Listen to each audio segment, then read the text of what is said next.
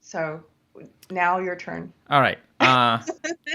Well, I think there's going to actually be probably some overlap. And I Hmm. didn't rank mine just Oh, mine because. aren't ranked, Well, yeah. All right. I wasn't but sure yeah. if yours were ranked or not. I couldn't tell. But I'm gonna. Can I start actually by just saying a couple things about thankfulness that I don't do as often as I should, but we do in the house that I totally recommend. One is at dinner we do roses and thorns. I think I mentioned this on the channel Oh before, yeah. but we go around the Okay. dinner table, and at the end of the day, people are supposed to say, "Here are things that I'm grateful for that went well in my life today, and here are some things that I'm struggling with." And it sounds super cheesy, and it kind of is super cheesy, except it really I find it really helps connect people together, and it forces you to find something even on a crappy day. You're like, well, what went well? And maybe that thing that went well that day was just like, uh, you know, I was able to eat lunch, whatever. Like something Yeah. happened. Like even a bad day, it's like, well, I didn't, or whatever. I didn't, you know, I didn't get into an accident, whatever it is. Like sometimes it's, you're searching, but there's other days where you're searching for thorns, and it's like, I don't know. Today was awesome. Yeah. So if you have a family, I mean, even if you don't have a family, but it's better if it's like with connecting with other people in your life to do the roses and thorns. And the other thing that I again don't do as often as I should. This is more of a personal thing, and I've talked about this before again on the channel, but I like the practice that the ancient Stoics talked about, and I'm not a Stoic, so no one needs to argue about the philosophy of Stoicism. But I like this practice where I would do this. I usually do this at night, where I this is going to sound horrible, so let me explain. I think of all the people in my life that I care most about, and one by one, I imagine them dying.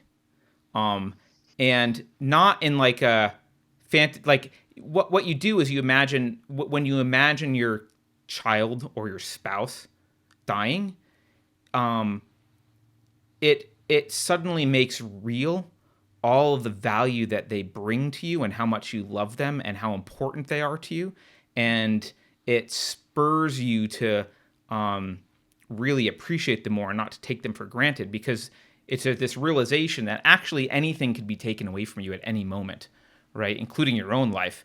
Like anything could go away at any moment, and it kind of helps prevent this taking stuff for granted thing, which we all have a tendency to take things for granted.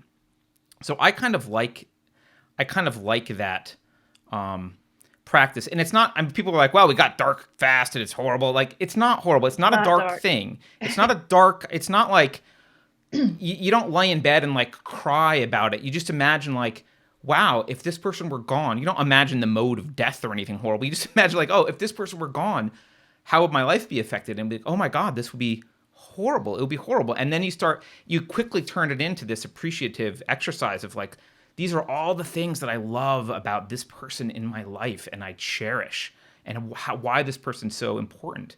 So it doesn't have to, it's not supposed to be macabre, guys, in chat. I see. Yeah. It's not supposed to It's be macabre. not. I know it sounds macabre. I'm not a good uh, salesperson. So read about it somewhere else. It's a great exercise. When I read about it, it didn't seem macabre. It's not actually macabre.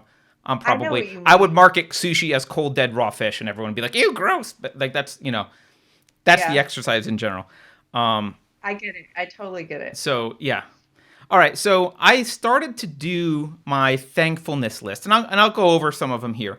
Um, but like I said, a lot of them I kind of felt after I did a lot of them. I'm like, well, these are kind of big and obvious, and so then I came up with like three tiny things that just about like momentary gratitude about some weird thing. So the first thing on my list actually I think was close to the last on your list.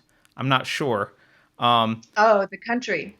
Yeah, actually, I mean, my exact wording, which is almost identical to yours, is being born in this place at this time in history, right? Yeah. Yeah.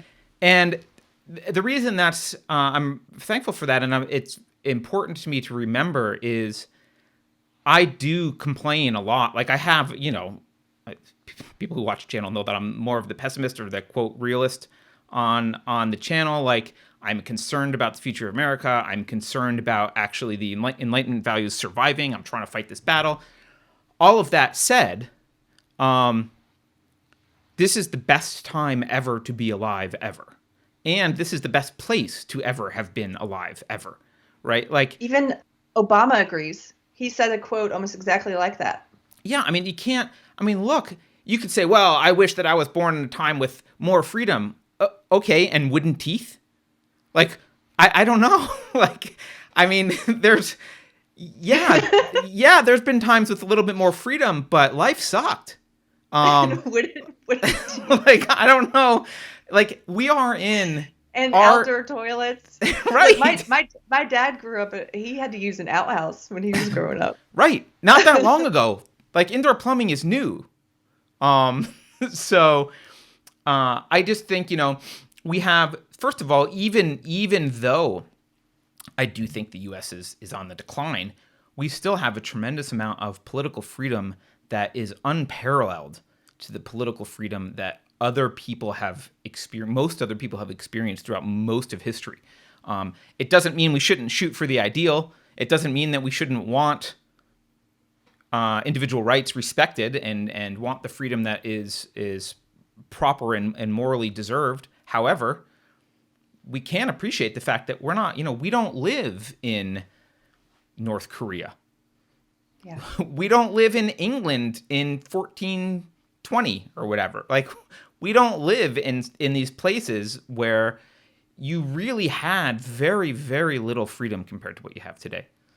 And obviously the standard of living. And I think a lot of people like to gloss over material things because when you talk about being thankful, a lot of times there's this element of like, well, you're supposed to be very spiritual about it and it's supposed to be like, and I get that. But the fact is, we live on Earth and Earth is made of matter and we're made of matter and we need material things to survive and make our lives comfortable or keep us alive when we're sick or whatever. And so our standard of living is not, I'm sure people have heard this before, but anyone listening right now, go back 200 years and you're better off than a king. Your standard of living is 100 years. Your standard of living is phenomenally high, right? Yeah. In fact, you could travel a few thousand miles in the right direction and your standard of living is phenomenally high compared to other people today, right? So we're pretty lucky to be here. And that's something that I try not to forget. And related to that, I'll share with you this. So I think a lot of people know I grew up Christian. And saying grace at the table is like a thing that Christian families do. So we said grace every night at the table. And something that I missed is I missed being able to have any sort of like thankfulness before a meal. Because as an atheist... Oh, when you became atheist. Yeah. I'm like, well, I'm just going to sit down and eat. And like, you can thank the person who made the food. Like, I get that. But I wanted to be a little more grateful. And so we don't say this all the time, but we do say it. So we'll probably say this on Thanksgiving. We do say this sometimes. I'm going to read this. This is called Grace to the Deserving. It's not very good. But it is something that we started saying. Oh, cool. And Christians probably won't like it, but that's okay. Environmentalists will hate it. But the reason this is in existence is I thought to myself, to what do we owe this meal? Other than like the fact that we went to Safeway and bought food or someone made it. Like existentially, where does this meal really come from fundamentally? Because I think that's often what the Christian thanks is about. Like where's it coming from, right? So it goes like this. This meal is a gladiator's victory, won over nature, that murderous foe, in this old planetary coliseum, blithely indifferent to creatures below. We owe our lives to the geniuses before us, who fought her and won by brain over brawn. Though through our inheritance leisure abounds, we should not forget those battle lines drawn. Against pathogens, they brought Prometheus. Against famine, farming. Against effort, electricity. Against miles, motors. Against rotting, refrigeration. Against fiefs, freedom. To live, produce, and trade voluntarily. Bounties but envied by yesterday's kings. It's not great, but it gives you this sense of like, we are standing on, everything we do is standing on the shoulders of great people before us who have invented things, taken risks, done things that make what we have today possible. And that's something I'm very grateful for. And as I said earlier, we're here in this country where we can enjoy those things, right? So, all right. So other stuff on my list. Obviously, I'm very thankful for my wife. I hate sounding cheesy. This is the problem with thankful. I like have this aversion to sounding cheesy. Who cares? Who cares? Let it go. She makes me want to be a better person, which I know is from a movie, but like she does. She brings out the better part of me, and it's something that like we all have various aspects of our personality, and we fit other people in our lives to one degree or another. And there's certain people in our lives that might fit in some ways, but really kind of align us in the wrong direction. And my wife is someone who like fits the right way for me, like pushes me to be better than I am. Like she doesn't make me a worse person. She makes me a better person. And I admire her quite a lot. And it's really cool to be married to someone that you admire. So I miss her because she's in China right now. But yeah. My daughter, obviously, I'm very grateful for my daughter. She has a beautiful sense of humor. And actually, one of the little things that I noticed over the weekend is I know you don't have kids, Carrie, but the people that do have kids, sometimes you see things in your kids that are yours that you kind of like, oh, I wish she hadn't inherited that, right? But sometimes you see things in kids that are like your sense of humor is just like mine, or whatever it is. Like there's something we were watching this movie. She wanted to watch this movie. It was about mermaids, and it was a horrible movie, but we didn't expect it to be a horrible movie. And she just switched her mode from like, I would have sat there like not enjoying the movie, but she just switched her mode in her head to like riff tracks, and she just mocked the movie. And then we got into this mode where like we actually enjoyed this crappy movie because we were mocking this crappy movie together. And I was really grateful for that. Yeah, I'm super grateful for my kid, and it's so wonderful to watch kids grow up and to get to be a part of their lives, to get to be part of her life and watch her form into a little adult, which is going to happen before I'm ready, I'm sure. But I'm also thankful for I'm not the kind of guy, as you know, who has like, I don't have lots of friends. I have a few good friends. And I'm really thankful for how good those few good friends are. When I really am in trouble or need something, there have been times in my life where people have just saved my ass, like seriously saved my ass and stepped in. And I feel like I can never repay them. I can never repay them for what they've done for me. And that means a lot. It means a lot, and I'm really grateful. And sometimes, it was something that happened maybe years ago that I forget, and I need to remind myself, like, oh, I'm only here because of that person in my life supporting me in the way that they did. And along those lines, I'm very grateful for you, Carrie, because I'm this curmudgeon who wants to wanted to do this channel, and in fact, one of my good friends said this to me early on. I said, I really like Carrie. What do you think? And he said, oh yeah. He said, Carrie she rounds your edges. She softens your edges. He's like, you need Carrie. I said, I know I need Carrie. But I'm really appreciative of you bring so much warmth and vibrance to the show that I think, and in my life, I mean, we talk outside of the show. This isn't our only interaction. But you're always very warm and vibrant. And I never think to myself, Carrie doesn't mean well, right? I never question your motives about anything. we I'd do have have a fights question once in a yours while, and we either. get crazy with each other sometimes. But you're always coming from a good, benevolent, helpful, loving place at the end of the day. And I think that's invaluable, and I really, really appreciate it. So Well, I just want thank to you. interrupt your list really quickly to say I feel the same about you. Even when we disagree, I know you're coming from a great place, and maybe you sharpened me. How about that? Uh oh. Yeah. So I'm also really thankful to this, and this is something that I wouldn't have.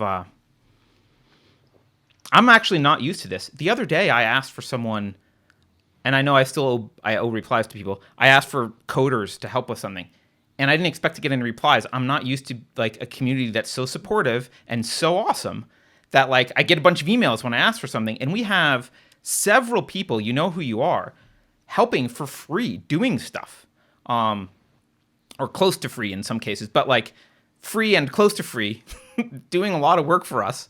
Um, and and you don't know when or if you're going to get paid because we don't have a lot of money, and yet you do this, Yeah. and you do it because I assume because you care about the mission, and I'm really grateful to have found people. It often feels like, maybe especially when you're in California, it often feels lonely. It's lonely to be in Silicon Valley and have the belief system that I have. It's lonely.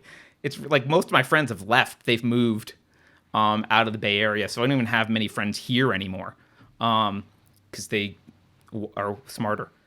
So like it's lonely, but this community provides a place where, yeah, I know there's lots of disagreement between people and stuff, but there's a lot of support and a lot of directional, like even if there's disagreement on minor issues, there's a lot of directional support. Like there's validation that yes, there are people in the world who want freedom. There are people in the world who see this encroachment of ridiculous social justice stuff as ridiculous. There are people who care about the truth, who want to have conversations, who don't want to resort to fists and Molotov cocktails, but would rather have conversations and are supportive and are willing to donate their time. And frankly, not only our team, but like I said, the community in general. I am not just saying this to blow smoke up your butts, people in chat right now. No. I've seen other chats on other channels. You guys are by far the best chat I've ever seen. You don't need a moderator. You're generally respectful. Sometimes you see someone get in fights or whatever, but there's like almost zero trolling. We don't, I mean, we Beverly and Keith and Chris are all moderators, and I love you all, and you're all very helpful. But let's be honest, you're not that needed in the chat usually. Like, you're there helping conversation and being awesome, and we love you. But like, it's not like you're fighting trolls constantly and kicking people out. There's just, the community is awesome. Our community is awesome. So I would rather have, we've got what, 29,000 people on YouTube right now? I'd rather have this 29,000 than 100,000 of shitty people. And Yeah. so I'm really grateful for this community. I never feel like I never look at our chat and go, wow, this is a cesspool. But I No. do that for almost every YouTube chat, for almost every other thing I've ever seen. So I'm super grateful for that. And yeah, so those were the main things in my life that I'm grateful for. I also just I had this moment yesterday after talking to you, Carrie, where it was night and the lights were off in the house. And they were on in one part of the house, but I was walking to another part of the house. And my wife's away on business, and so, but she still has like her little devices and stuff plugged in and some lights over, little status lights on things. I know this is going to sound weird, but she has these little USB cords that are different colored lights. And I walked into the room and I looked over in the corner and there's these dancing USB lights. And I thought to myself, that's really pretty. I would never have that in my life. Because I would buy the crappy, I wouldn't buy a cable. I would buy the crappy iPad or iPod cable or whatever, the iPhone cable. I don't buy, but she pays attention to the aesthetics of lots of things that I don't pay attention to the aesthetics of. But I really appreciate it. And it dawned on me how much I actually appreciate having someone in my life who's making all these aesthetic decisions, that she's surrounding my environment with all this aesthetics, that even little things like not just a regular USB charger, this one with cute little lights. It's like, oh, it looks kind of cool. And I started to notice all the little things around the house that are like, oh, that's totally, and I can just harken back to the days when I was, bachelor pad, and it was like, oh yeah, the house was it was nothing. There was nothing aesthetically pleasing about the house at all. Like, lucky if there was a poster on the wall, right? So I don't know. That's something that that's just one of those tiny things that I looked at and went, if I paid more attention to little things in my life, I might be grateful to the people who brought them there, right? I might be more grateful. It's a weird thing to be like, that's why it sounds weird to say, oh, I'm grateful that my wife has funky LED chargers. But no, I am. It's like it represents something, and I get it. Yeah. So anyway, that was one of the tiny things. She's beautifying your surroundings. Yeah, in tiny ways. Like, there's attention to detail that I just don't have. And the other thing, I decided to turn a grumble into a thankfulness, because wow, this is my favorite. I threw my back out recently.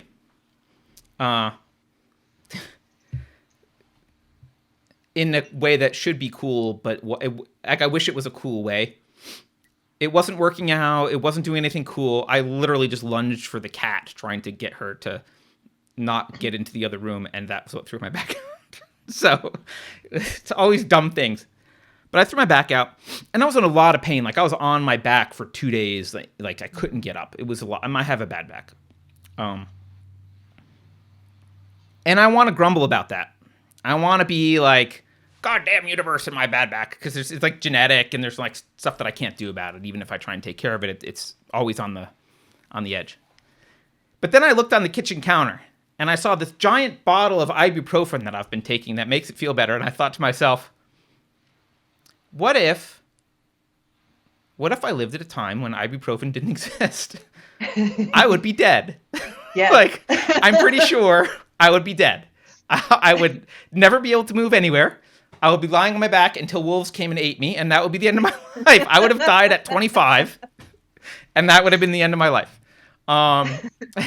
So I don't know. Sometimes for me, looking at like small specific things and asking like, what would my life be like without that thing, is a good way to get to some gratefulness. So that's all. That's I could make a longer list, but that's my main list. I love your list. I think it's lovely. And obviously yerba mate.